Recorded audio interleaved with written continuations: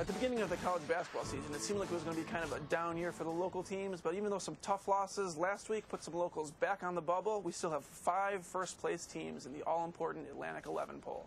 At number 11 this week is Loyola, and here's what reader Max Wass had to say. The Greyhounds beat Ryder last week in the battle of long-distance ground transportation. Get it, because Ryder has trucks. At number 10 is Virginia. Number 9, our first CAA school is Old Dominion. At number 8, first place in the MEAC, we've got Morgan State. In the 7 hole, it's the Eagles of American University, who face Navy on Wednesday night for first place in the Patriot League. This from voter Jamie Paquette.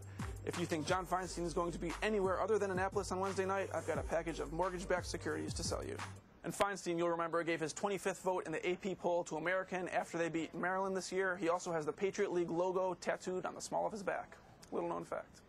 George Mason is at number 6 after a tough loss at Ohio last weekend, and I like what voter Jason Anderson said. Ohio should just schedule Atlantic 11 schools from now on. And of course, Maryland lost earlier this season to Ohio.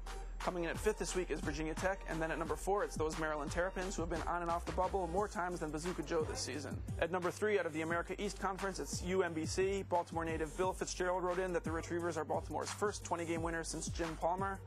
Might or might not be true. At number 2, first place in the Colonial Athletic Association, it's VCU, 21 wins and looking more and more like a credible at-large team.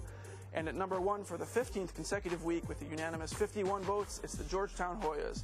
How about Matt Bonesteel's line, rating-starved NBC should bring back Unsolved Mysteries, if only to find out why a 7'2" All-American averages only 6.5 rebounds per game. But don't worry, Roy Hibbert, you're still a lock for first-team All-Atlantic 11. That's this week's poll. I'm Dan Steinberg. Check back next week for the most up-to-date Atlantic 11.